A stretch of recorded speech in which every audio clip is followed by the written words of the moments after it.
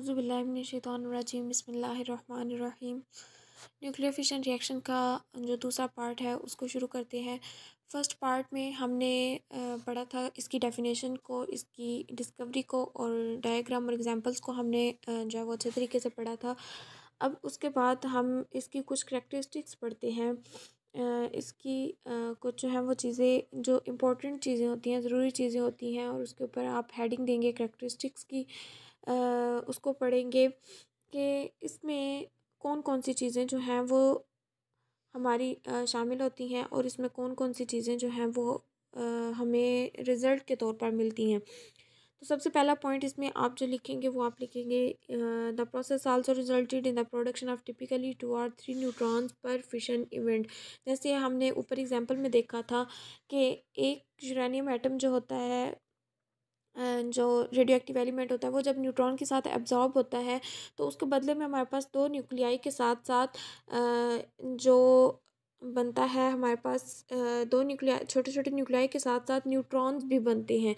तो यही वो पॉइंट यहाँ पे कह रहा है कि इस सारे प्रोसेस के रिज़ल्ट पर हमें एट लीस्ट जो है वो 2 और 3 न्यूट्रॉन्स जो हैं वो पर फिशन इवेंट का मतलब है कि हर रिएक्शन के दौरान हमें एट कम से कम भी एट मतलब टिपिकली जो है वो 2 और 3 न्यूट्रॉन्स जो हैं वो ज़रूर उसमें रिज़ल्ट के तौर पर मिलने चाहिए।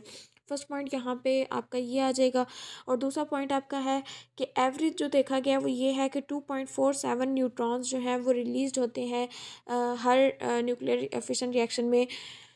तो इसको ऑब्जेक्टिव के लिए, एमसीक्यूज़ के लिए जो है वो इसको याद रख लें, अंडरलाइन कर लें कि 2.47 न्यूट्रॉन्स जो हैं वो एवरेज के तौर पर बताए गए हैं कि आपके यूज़ होते हैं। उसके बाद सेकेंड पॉइंट आपका आता है in nuclear fission reaction the total mass of the products is less than the original mass of the heavy nucleus. अब इसका क्या मतलब है कि जो total mass of the products होता है, प्रोडक्ट चूँकि आपने केमिस्ट्री में भी पढ़ा है कि जो हमारे पास रिजल्ट आता है वो प्रोडक्ट्स होते हैं और जो रिएक्ट कर रहे होते हैं वो आपके रिएक्टेंट्स होते हैं।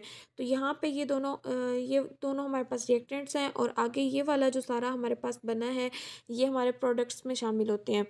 तो वो यही कहता है कि जो टोटल मास ऑफ प्रोडक्ट्स होता है, मतलब जो इनका टोटल मास होता है वो हमारे पास कम होता है इस रेडियो एक्टिव एलिमेंट के मास से। जो हमारे पास ओरिजिनल हैवी मास होता है उससे ये जो दो हमारे छोटे छोटे न्यूक्लियाई बनते हैं इनका जो मास होता है वो कम होता है। उसके बाद आया है कि थर्ड पॉइंट आपका यहाँ से आप करेंगे कि measurement showed that about 200 mega electron volt of energy is released in each fission event. के जो एनर्जी की हमने बात की है कि यहाँ पे हमारे पास प्रोडक्ट में एनर्जी भी बनती है, वो एनर्जी हर रिएक्शन में कितनी अमाउंट तक बनती है, तो वो हमारी 200 मेगा इलेक्ट्रॉन वोल्ट तक जो है वो बनती है। अब उसके बाद है कि एटलीस्ट अगर हमने डेली लाइफ में देखना हो तो वो कितनी बनती है, तो उसमें आपकी एग्जांपल आ जाती है कि अगर हम 1 टन कोल जो है, कोयला जो है, उसको हम बर्न करें तो हमारे पास जो एनर्जी प्रोड्यूस होती है वो 3.6 मल्टीप्लाई 10 जूल जो है वो एनर्जी हमारे पास रिलीज होती है।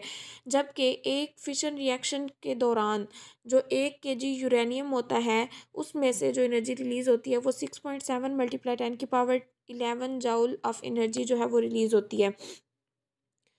अब इसके बाद जो है वो हमारे पास एक और टॉपिक जो है वो स्टार्ट हो जाता है। वो है कि न्यूक्लियर फिशन रिएक्शन चेन से हमें नाम जाहिर है कि ज़रूर कुछ ना कुछ जो है वो एक लंबा चलता आ रहा होगा चेन की तरह। तो यानी कि एक के बाद एक प्रोसेस जैसे आपके साइकिल्स बनते हैं इसी तरह जो है वो चेन भी बनती जाएगी।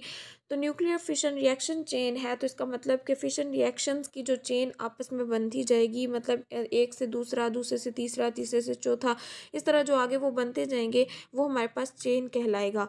अब वो उस चेन को अगर देखा जाए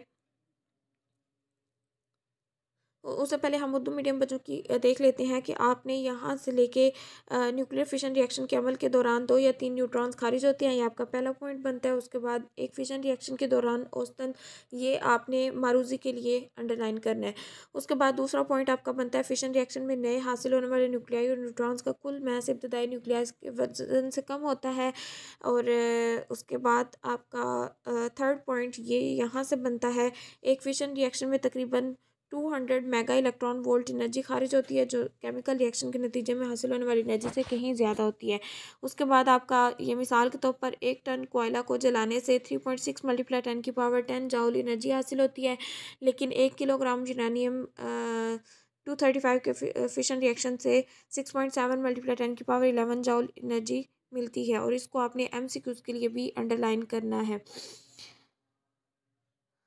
उसके बाद आपका आता है, चेन की बात करें तो वो आपका यहाँ से स्टार्ट होता है। मुशाहिदा से पता चलता है कि अगर चेन रिएक्शन को कंट्रोल ना किया जाए, या सॉरी इधर से नहीं, इधर से स्टार्ट होता है आपका।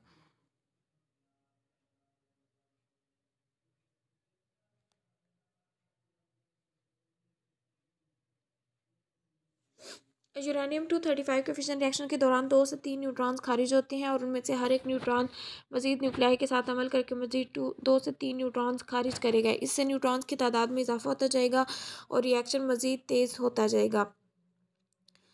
अच्छा, इसका मतलब क्या है कि अगर जैसे कि हमने यहाँ पे देखा था डायग्राम में कि हमारे पास ये लास्ट पे 3 न्यूट्रॉन्स जो हैं वो बन रहे हैं। अब ये जो तीन न्यूट्रॉन्स हैं, ये भी तो स्लो मूविंग न्यूट्रॉन्स हैं, और स्लो मूविंग न्यूट्रॉन्स हैं तो इन्होंने भी तो आगे, जैसे अब ये 3 न्यूट्रॉन्स हमारे पास एग्जिस्ट किए हैं, इन्होंने भी तो नेक्स्ट आगे किसी ना किसी रेडियो एक्टिव एलिमेंट के साथ जाके हिट करना है। तो बिलफर्ज यहाँ पे ये वाला जो है, एक यूरेनियम एटम है, एक यहाँ पे यूरेनियम रेडियो एक्टिव एलिमेंट है, एक यहाँ पे है। तो ये न्यूट्रॉन जो है ये इसके साथ हिट करता है, ये न्यूट्रॉन इसके साथ हिट करता है, ये न्यूट्रॉन इसके साथ हिट करता है। तो अब देखें, एक फिशन रिएक्शन से आगे मज़ीद जो है वो 3 रिएक्शन हो रहे हैं। एक न्यूट्रॉन, पहला न्यूट्रॉन किसी और यूरेनियम के साथ, दूसरा किसी और यूरेनियम के साथ, तीसरा किसी और यूरेनियम के साथ, और आगे फिर मज़ीद जो है वो उसी तरह 2 न्यूक्लियाई छोटे छोटे बनेंगे, और 3 जो हैं वो आपके न्यूट्रॉन्स बनेंगे, और प्लस जो है वो आपकी एनर्जी। अब अगर देखा जाए तो जो हमारे पास पहले रिएक्शन में एनर्जी बनी थी वो ज़्यादा होगी, या जो ये इन तीनों से एनर्जी बन रही है वो ज़्यादा होगी। एनर्जी ये वाली हम कंसिडर कर रहे हैं जो लास्ट पे हमारे पास एज अ प्रोडक्ट आती है। तो जो हमारे आगे 3 न्यूट्रॉन्स इकट्ठे आ रहे हैं उनमें जो एनर्जी है वो हमारी ज़्यादा बनेगी, बजाय इसके कि हम पहले जिसमें से वो न्यूट्रॉन्स रिलीज़ हुए हैं उसकी बात करें।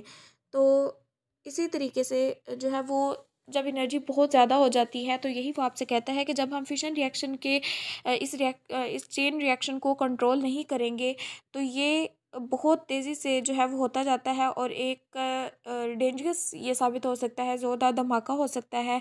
इसलिए इसको कंट्रोल करने के लिए एक ऑपरेटस यूज़ किया जाता है न्यूक्लियर रिएक्टर के नाम से, जो इसके अंदर मौजूद जो न्यूट्रॉन्स होते हैं उनको अपने अंदर एब्जॉर्ब कर लेता है, जिसकी वजह से बहुत कम चांसेस होते हैं, जिसकी वजह से वो जो फिशन रिएक्शन होता है वो काफ़ी हद तक कंट्रोल हो जाता है, और पहले से जो है वो बहुत कम जो न्यूट्रॉन्स होते हैं वो आगे जाके यूरेनियम एटम के साथ रिएक्ट करते हैं।